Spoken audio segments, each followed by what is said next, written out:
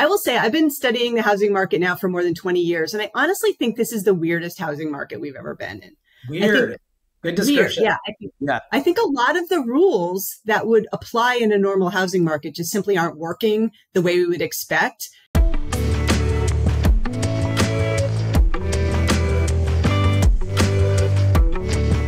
I'm Diego Sanchez, president of HousingWire, and this is 10-Minute Talks. My guest today is Lisa Sturtevant, who is the chief economist at BrightMLS. Lisa, welcome back to 10-Minute Talks.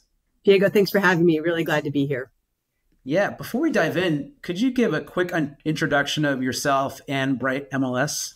Sure, absolutely. Yeah, I'm chief economist at BrightMLS, which is one of the nation's largest multiple listing services. And as your listeners probably know, the multiple listing service is the platform that connects agents and brokers to help facilitate home sales transactions. And we have over 100,000 subscribers and lots of great data. And it's that comprehensive data on homes that really led me to come join Bright so that we can use that data to derive insights on the housing market.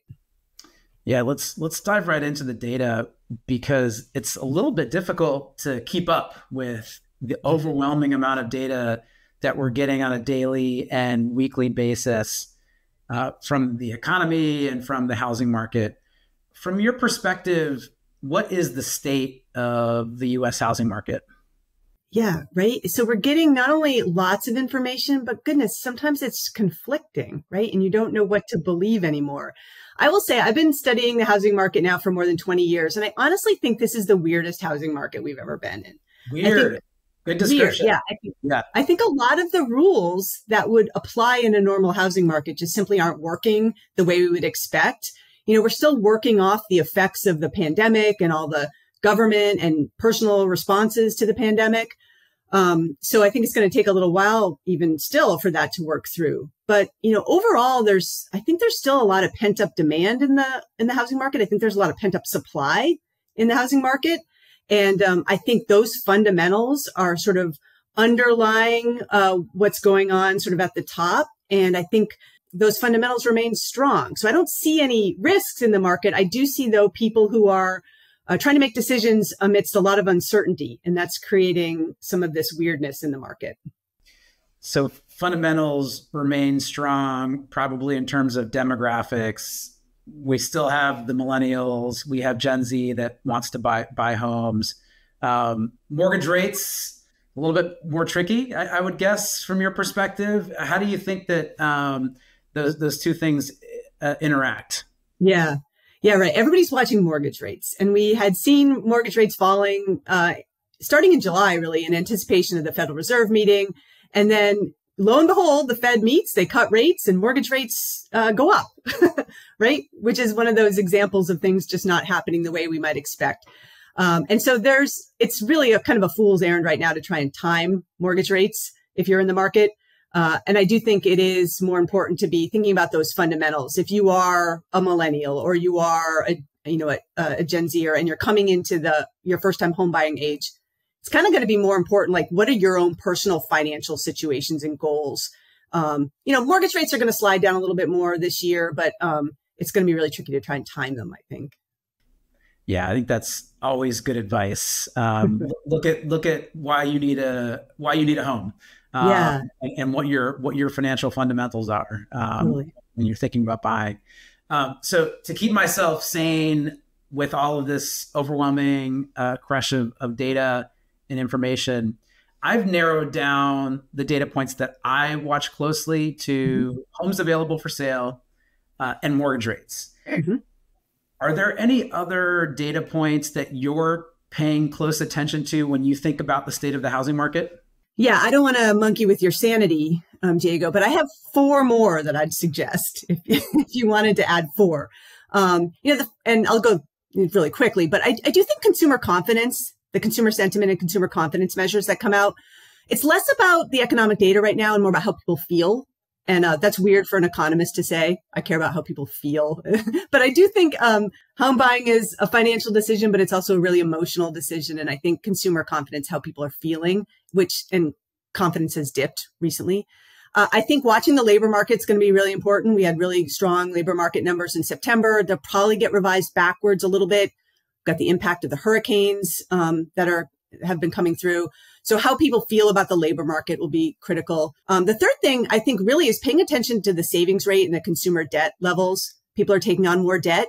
And as those debt levels rise and as savings rates decline, people are going to be a little anxious about making a big move. And then lastly, housing affordability, which I really think is the biggest constraint on the market right now. I feel like the last couple of years, a lack of inventory was the biggest constraint. And I know it's related, but I think affordability is the biggest constraint right now in the market.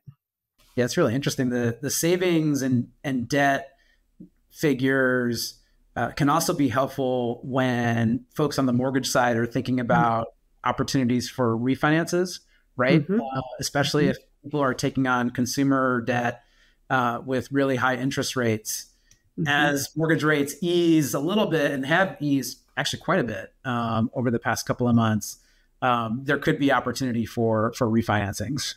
Absolutely. Yeah. And it's been interesting to watch the refi numbers, right? Because it feels like people have been responding to declining mortgage rates on the refi side a little bit more intensely than on the purchase side, at least earlier this summer. So it'll be interesting to watch. That's really interesting. So we've got a big election coming up in less than 30 days now. This is probably very difficult because there's so much uncertainty with that election and some other global things that are happening. Where do you think these key data points are heading over the next few months and then into 2025? Yeah. Well, let's start with the ones I feel the most confident about. I honestly think for the last quarter, we're going to see inventory up, those two metrics you're watching. I think we're going to see inventory on the rise. We've already seen new listing activities increase, despite the fact that some people may feel locked in by their mortgage rate. You know, I say it's this life happens is going to supersede kind of the rate lock phenomenon. You have a third kid, that 2-bedroom home doesn't feel quite like feasible anymore. So I think we're going to see more inventory. And I also think we'll see mortgage rates come down, probably staying above 6% for sure by the end of the year. On the economy side, though, I think it's kind of an open question. We saw the September inflation data continue to show a trajectory down to 2%. And I think that's a good sign.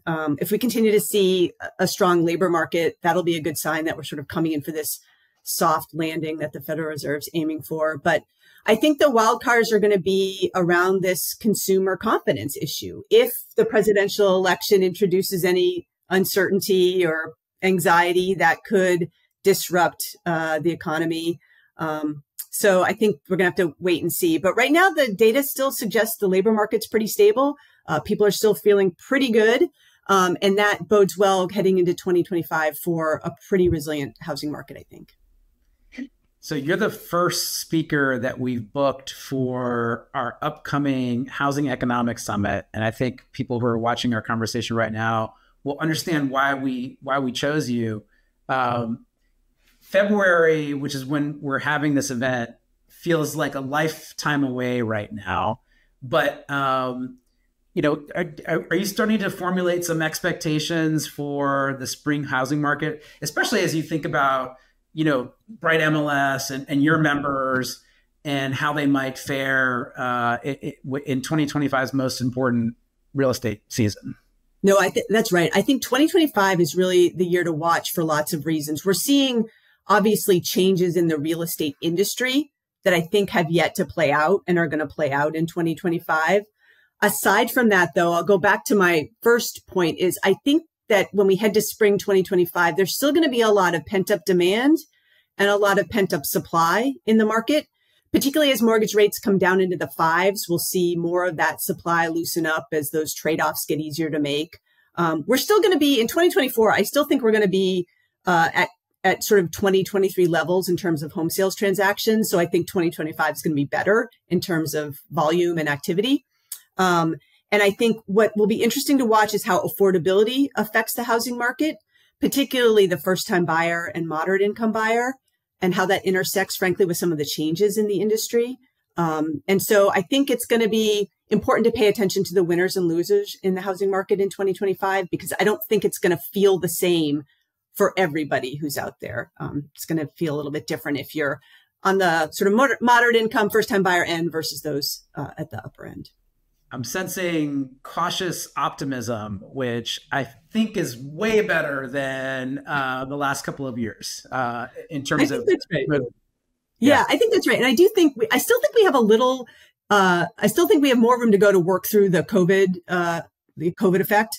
I still think we're going to be working through that in 2025. I don't think it's going to feel normal. And honestly, I mean, as you know, it's going to be a low inventory market really for years, simply because of demographics, stuff that has nothing to do with mortgage rates or the federal government or COVID. So I think we're sort of just need to play the long game when it comes to like thinking about when the market will feel more typically normal, I guess.